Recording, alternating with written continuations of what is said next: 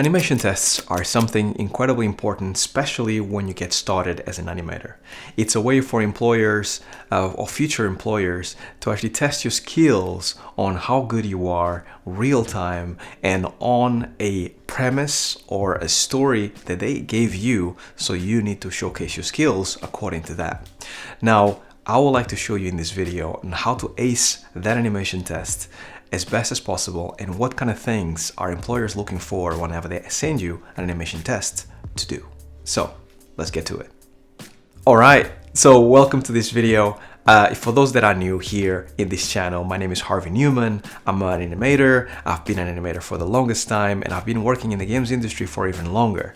And I like to share my passion for games, animation, and all that business here in this channel with all of you. So hopefully you don't have to struggle as much as I did through the years that I had to get to this point, and you can become the best animator, the best artist that you can possibly be. Now, when it comes to animation tests, obviously I have stories for days when it comes to animation tests because I had so many in the beginning, but they are incredibly important.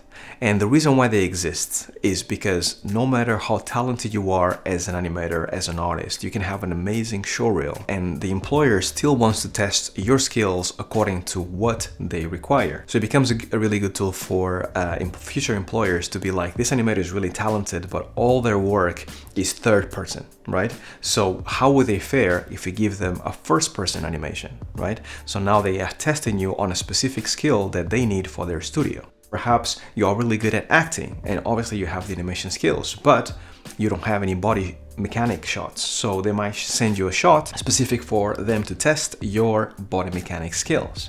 So it becomes really, really useful for them to actually get to know more about you and your skills within a certain period of time. Now, all these things have a certain meaning, and I'll go through it in a little bit at the end of the video.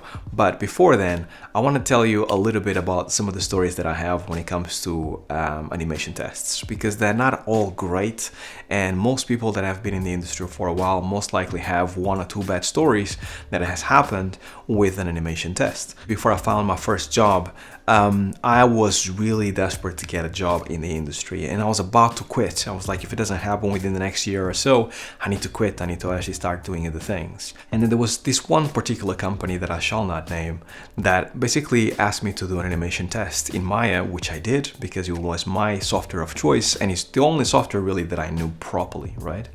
And they asked me to do the test. I did the test within the time that they gave me. Then they basically went, thanks for doing the test. They asked me for an interview. I went for an interview.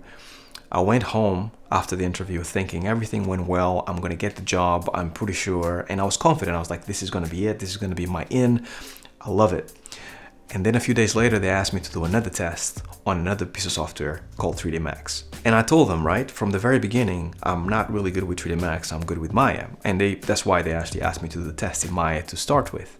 So when they asked me to do the test in 3D Max again, it was a little bit confusing, and I was very much going, I don't think I can do as good as a job as I did in Maya in 3D Max because I don't know anything about 3D Max. But I still did it because I thought there was going to be a good example for me to kind of like leave the ball on their court in terms of if they don't want it or if they don't want me, I mean, they need to tell me that they don't want me. So I did the test still, spent another week doing the test, animating furiously while I was working full time. And then I sent it, and lo and behold, they told me like, no, unfortunately your 3D Max skills don't really match the needs that we want right now for our studio. That was incredibly heartbreaking. I remember perfectly thinking, this is not for me, this industry, now they're messing me about after all the work that I've done previously. And it just felt like, you know, things just sunk, and I was like just in this deep dark hole that I was like, I'm not going to be an animator ever again. Now, I'm telling that story so you understand that those things happen, right? Sometimes you actually get companies that treat you really well and they're very clear with how things work. Sometimes you don't get a lot of information or you get confusion, right? But this is just to tell you that all companies are different. Every company has a certain personality to it. And 9 times out of 10, unfortunately, companies are slightly confused about what they want. Their process of hiring sometimes can become a little bit complicated, right? Now, if you keep that negativity in mind, here's the things that I think that companies are looking for whenever they ask you for an animation test. So normally a test compromises of some kind of like animation skill that they want to see in you as an animator, right? So they might ask you for a first-person animation test, they might ask you for an acting animation test, they might ask you for a third-person animation test, body mechanics, or they might ask you for a facial animation test, right? Whatever they ask you to most likely indicates that this is what they want you to work for the most part, or they are hiring you for you to work on that role, right? So they want to test how good you are. Also know that most likely you are not the only one in the running. There's going to be other people doing exactly the same, and they are all aiming at doing it better than you. So think about it as if you are interviewing with a bunch of people, right? That pressure of having other people interviewing for the same position that you want, it will make you do a better job, right? It will actually put you on a sense of enhanced focus, right? And you want to do as good of a job as possible. So think about an animation test exactly like that, right? You actually competing with other people and you are doing the one animation that will get you the job that you want to get, right? So that's the kind of mindset that you need to put yourself in. And then most likely they will also give you a timeline. They will give you need to do this animation test in 5 days or in 7 days. The reason why they want you to do this is because they most likely have a certain timeline that they want you to do the animation. So they find out that you can do the animation within the time limits of a studio, of a professional studio work environment. And this actually means quite a lot, because you can have an absolutely amazing showreel, but you could have taken a year to do 2 shots, right? That really doesn't work for a professional work environment. You need to make animations, 2 or 3 animations a week, 1 animation a week if it's a big animation. So you need to be quite quick and you need to actually get it to quality. Most studios, and here's an important note, they don't really want to teach you animation. They want for you to sit down on the chair and know how to do the animation work. They might be willing to show you Unreal and how the tools work and how to implement animations and things like that. But the craft of animation, they want to hire you with them knowing that you know everything that is needed for you to do a competent job to a high level, and that they can actually kind of like put it in game and see amazing results, right? So those 5-7 days that they give you in order to do your tests, or maybe 3 days, those are super crucial, and you need to do the job within that time. Don't make excuses that something has happened to you, or like something got in the way, or whatever it is. If they send you the test and they tell you from now on you have 7 days to complete the test, clear the schedule, take a week off, work on your animation, is going to actually matter a lot. And if you do it really, really well, most likely you're going to get the job. Now, at a high level, what they are looking for whenever they send you those tests, they most likely are looking for one of 2 things. First, can you actually make the animation to the standard that they expect within the time limit that they give you? That's number 1, that's basic.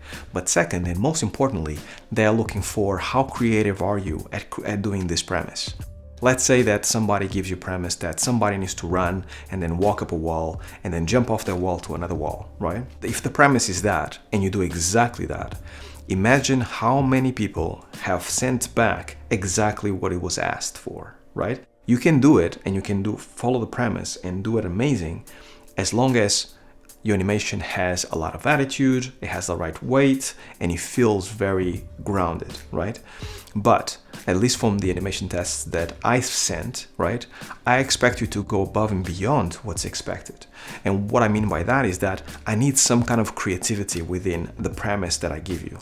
Because when you are working in a creative environment, you need to follow premises, but instead of following them blindly and follow exactly to the T, what you need to do is that finding the pillars that you need to follow, and then how can you play within those pillars. So maybe instead of actually walking and going up the wall and then jumping, maybe when he actually is about to jump, maybe he slips a little bit and then jumps, or gets scared a little bit and then jumps. Or maybe when he goes up in a cool way, right? Maybe he actually doesn't go up the ladder in a straight line. Maybe he actually goes a little bit like 2 ranks at a time, or something that actually works well. Or maybe he slides down for a little bit. Anything that basically jazzes up your animation a little bit more, so it feels very unique and it feels distinct from everything.